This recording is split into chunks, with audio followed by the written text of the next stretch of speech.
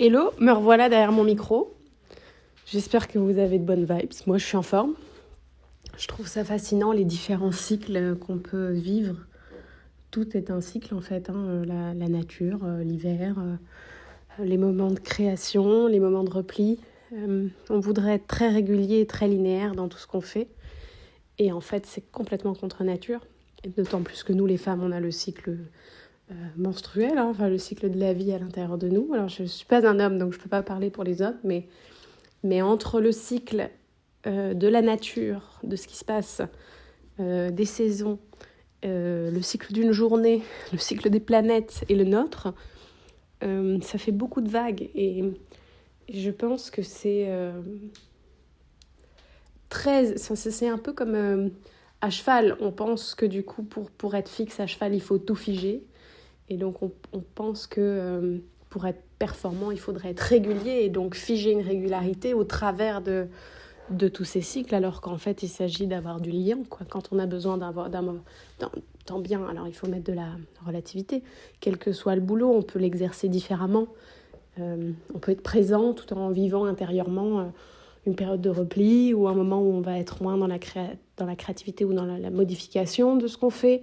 Il y a des moments où on va pouvoir réoptimiser, il y a des moments où on va révolutionner un système et il y a des moments où juste on stabilise parce qu'on est en train de vivre d'autres vagues personnelles et donc on va rester dans une zone de confort. C'est exactement comme ça. C'est-à-dire, et si on voulait fixer quelque chose d'ultra rigide, régulier, où on est performant tout le temps, on crée tout le temps, et je pense que là on se tromperait. Et je pense qu'il en est exactement de même dans ce qui est de dresser les chevaux. Il y a des moments où c'est pertinent d'aller chercher les petits 5 cm de plus. Il y a des moments où il y a du repli nécessaire. Je pense à un 5 ans. Tout le monde me dit comment il va ce cheval-là. Jean, mon compagnon, qui trouve que vraiment c'est un très très bon cheval. Moi j'adore ce cheval, sinon je ne l'aurais pas rentré. Mais ce cheval a énormément grandi, ne ressemble actuellement à rien du tout. Il est soigné tous les 15 jours par un partenaire différent. Il faudra un jour que je fasse le tour de l'équipe en podcast. Je vais me le marquer. Et il y a chaque fois quelque chose, alors qu'il n'a pas énormément travaillé entre-temps, voire pas du tout parfois, parce qu'il est en période de changement. Et dans ces moments de changement, en fait, ce qui ne vient pas, ne vient pas. Et si je l'arrache, je vais tout durcir. C'est en aucun cas mon cas pour l'avenir de durcir quoi que ce soit avec ce cheval. Donc voilà, il vit une période de changement, j'attends. Et je pense qu'on doit être capable de ça pour soi-même également. Donc, je pense comprendre qu'il y a des cycles et différentes phases et pouvoir surfer au travers. Alors, c'est même pas au travers, c'est vraiment surfer sur la vague en l'acceptant et en étant très à l'écoute. On en revient, de toute façon, les podcasts vont se recroiser. Mais c'est ce qui va nous permettre de le faire avec les chevaux. Et vraiment regarder la nature, parce que moi j'ai le défaut de mes qualités, c'est que je ressens beaucoup d'impatience de plein de choses. Quand on a un peu d'ambition, qu'on sait globalement où on veut aller et qu'on a de l'attrait pour ce qu'on fait, on peut ressentir de l'impatience. Or, dans la nature, rien ne va vite. Et quand je vois le temps qu'il faut pour que les choses se déploient, que ce soit donc un cheval, la manière dont il va évoluer, et alors la manière dont les caps vont se passer de manière complètement illogique et individuelle. Moi, je me rappelle de Suite, c'est pareil, je vous ferai un peu le tour des chevaux, mais Suite, ça m'avait mis... Qu'est-ce que je suis tombée de ce cheval ? C'est vrai qu'il était vraiment très sensible. Alors moi, j'adore les chevaux comme ça. Très sensible, très inquiet. Alors, c'est pas terrible pour les carrés au jour d'aujourd'hui. Mais un jour, il m'a fait confiance, quoi. Donc, je l'ai eu... Il avait 2 ans.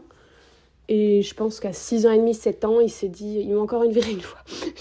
J'avais eu l'idée de relire un protocole à cheval. Donc, j'ai déplié ma feuille confiante, quoi. Il avait bossé le drapeau, machin et tout. Ouais, non, la feuille entre ses oreilles, c'est pas passé du tout. Sauf qu'au plus il bougeait, au plus la feuille se secouait. Je crois que j'ai pas eu le réflexe de la lâcher assez vite. J'ai encore une bonne fois mangé le sable. Et Et après, il m'a fait confiance. Et en 6 mois ou en 1 an, ce cheval avait tout appris parce que dans sa proprioception et dans son corps, il était un génie. Donc en fait, comprendre et dans l'obédience et être ridable, c'était assez facile pour lui. La difficulté, c'était le lâcher prise, c'était de me faire confiance, c'était d'être là avec moi. Et en tout cas pour ce cheval-là. Et je pense que pour chaque cheval, en fait, le cap, le 5 ans, par exemple, c'est pareil. C'est un cheval qui est très... Alors lui, pour le coup, il n'a pas une proprioception de fou. Par contre, il est très intelligent. Et c'est un cheval qui va avoir besoin de voir beaucoup d'environnement. Moi, ça me manque un peu, comme j'ai vraiment décidé d'être un peu reclus dans mon coin, avec mes infrastructures au calme, parce que j'ai vraiment besoin de ça pour créer et pour faire ce que je fais. Ça manque un peu d'ambiance, quoi. C'est pas comme si j'étais au milieu de Saumur, entre les 14 pistes, avec les personnes qui passent, etc. Donc il faut absolument que j'emmène un peu mes chevaux à gauche à droite. Quand on en emmène un, on n'en prend pas 10. Enfin, c'est en voie d'évolution, ce truc-là.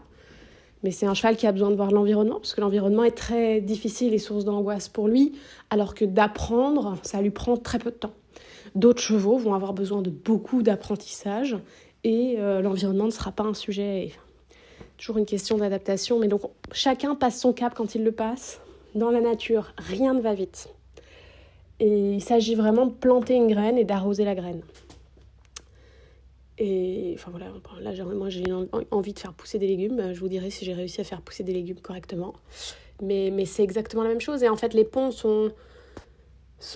on peut en faire dans tous les domaines. On peut en faire dans la manière de manager, la manière de se gérer soi et d'évoluer soi vers soi, la manière dont on va pousser un légume. Les ponts sont intéressants parce qu'en fait, on plante la graine et on ne peut pas forcer la graine. On peut forcer personne à comprendre quelque chose, on ne peut pas forcer un cheval à... Enfin, toutes les personnes qui ont essayé, c'est moche, hein, le résultat il est assez moche, et puis c'est pas tellement parce qu'ils ont forcé que ça... Enfin, finalement, le cheval dit oui, et c'est pas ce qu'on veut réaliser. Et donc on peut planter une graine et faire en sorte que l'environnement soit propice à ce que cette graine se sente bien pour elle-même croître. Et on peut l'arroser, veiller, la protéger de son mieux. Mais par contre, sa croissance en elle-même n'est pas entre nos mains. Et donc, en fait, le moment de récolter, ça va être de l'observation, beaucoup d'observation, un petit peu d'opportunisme, beaucoup d'attention, de présence. Mais on ne forcera rien. Et donc, ça revient à une phrase que je dis quand même vraiment beaucoup et souvent à cheval, c'est qu'on demande, on ne prend pas. On demande, on ne prend pas, que ça soit dans une transition, que ça soit même parfois dans la vie où on demande. Et en fait, c'est vraiment avoir la patience de planter la graine, de faire la demande et d'attendre. C'est ça qui va vraiment dresser le cheval. C'est cette capacité d'attendre qu'il intègre la demande et que la demande soit de la manière la plus légère possible, reliée à le plus de réactivité possible, qui sera boostée par le renforcement positif. Et tout ce qu'on prend mène forcément à un déséquilibre. Moi, je ne peux pas prendre la plante et la graine et accélérer le tout. Y a cette notion de cycle qui doit se produire, cette notion de patience, d'observation avec beaucoup de bienveillance. Et toutes les graines ne vont pas, croître de la même manière, se nourrir du même sol, chercher le même nutriment, avoir besoin de la même chose. Et il s'agit de rester à côté, de veiller, d'apporter la petite touche sans rien forcer, en respectant les cycles. Donc je pense que ce podcast-là, je l'appellerai le cycle, mais en même temps, il y a tellement de sujets dedans que je dois entrecroiser parce que j'ai noté 4 trucs sur ma feuille, mais je vais répéter 4 fois les mêmes. Et alors souvent, c'est intéressant parce qu'en fait, quand on transmet, c'est pour ça que je trouve que donc, les cycles sont importants. Il y a des moments de phase de repli, il y a des moments de phase d'apprentissage, ils sont essentiels. Il y a des moments de transmission, il y a qui vont de biais avec la créativité, des moments de repos. On peut lier repli et repos, mais c'est pas tout à fait la même chose. Des moments d'exposition, en fait, il y a des moments où vraiment on a besoin d'être seul avec soi. Ce qui est un peu le truc des réseaux, c'est difficile. Moi, la régularité sur les réseaux, là, j'ai perdu beaucoup de monde parce que il y a des moments où j'ai énormément envie de donner, transmettre, d'être in front, d'être devant, parce que j'aime ça. Et puis il y a des moments où en fait je vis mon truc, ça m'appartient et ça n'est pas très exposable à ce moment-là. Ou c'est pas l'énergie que j'ai envie d'avoir à ce moment-là. Et de respecter ces cycles-là, c'est moins businessable. Alors après, on pourrait compenser par quelqu'un qui s'occupe un peu du marketing, qui continue de publier, mais ce ne serait pas quelque chose de très authentique. On pourrait, enfin, c'est à réfléchir. Mais les phases d'apprentissage sont essentielles pour les phases de transmission parce qu'en fait, on ne peut parler que de ce qu'on vit.